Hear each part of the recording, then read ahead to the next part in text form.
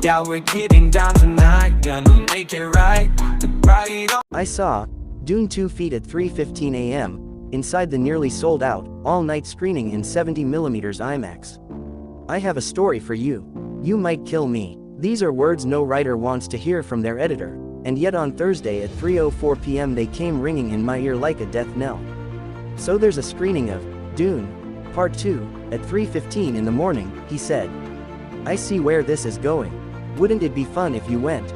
That's when the dread set in. Not because I had just agreed to pull an all-nighter on the planet Arrakis, but because that meant I had to spend the rest of my afternoon watching the first Dune, which, for whatever reason, I managed to avoid in the 2.5 years since its release. I went home and got to work. I thought about how I would approach this cruel assignment. Should I force myself to sleep at 9 p.m. and set an alarm for 2:30 a.m.?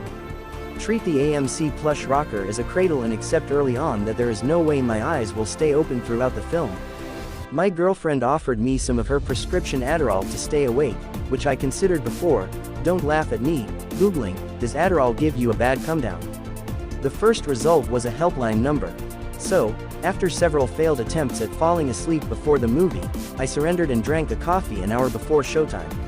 I grabbed an Uber and arrived at the AMC Lincoln Square in the dead of night, where I lined up with around 200 other freaks and/or insomniacs to witness Denis Villeneuve's sci-fi spectacle in glorious 70mm IMAX on America's second biggest movie screen.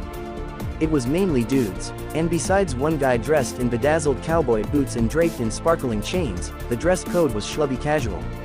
After all, this isn't Barbie. Though one older gentleman showed his studio spirit with a Warner Brothers bomber jacket, a nod to the company footing the bill for Villeneuve's vision. While in line, I chatted up a trio of friends in their 20s who had trekked 45 minutes from New Jersey. They saw the first Dune just a few days ago at a fan screening and bought Part 2 tickets for 3:15 a.m. because essentially every other 70mm IMAX showing was sold out. That was a common theme. At this ungodly hour, people came to this place not for magic but because they procrastinated. Chris, 26, and Christina, 23, a couple who drove in from Long Island, didn't sabotage their Friday and spend their afternoon power napping because they wanted to, it was their only option. Same goes for 22-year-old Victor, who camped out in an NYU library until 2 a.m. to avoid commuting back and forth to Jersey City. Emily, a 21-year-old film student at Pace clutching 2 Dasani bottles, was here because she was bullied into it by her friends. For all its star power, the film's cast is an elite roster of hotties and heartthrobs. Not one of the dozen or so people I talked to even mentioned Timothée Chalamet, Zendaya or Austin Butler. Rather, the caffeinated fanaticism seemed entirely centered on the film's specialty format. Move over Florence Pugh, we came for the 70mm IMAX. For 31-year-old filmmaker Orgs Bakali, it was simple math.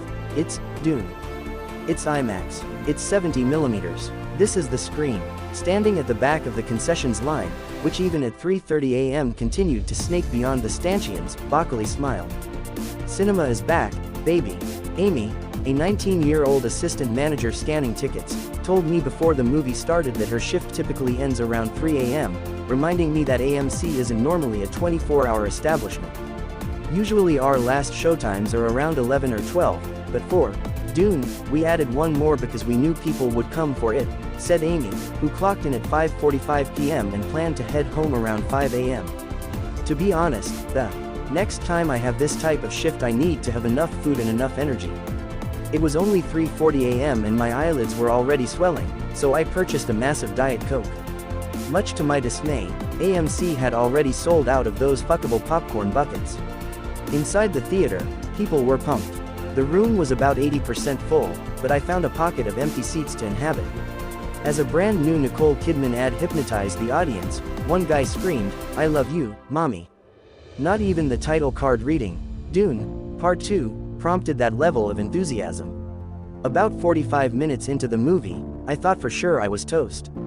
Those gorgeous desert sand dunes reminded me of pillows, and I questioned what life choices I made that led me here, to seat H35. But then I saw a guy nod off 2 rows ahead of me, and I thought about how annoying it would be to have to see this movie again just to catch the parts one missed. I'm not weak like him, I thought, inhaling my Diet Coke. And, to even my own surprise, I powered through, savoring Paul Atreides' larger-than-life odyssey all the way until the credits rolled at 6:18 a.m. On the escalator down, I caught up with the three friends from New Jersey.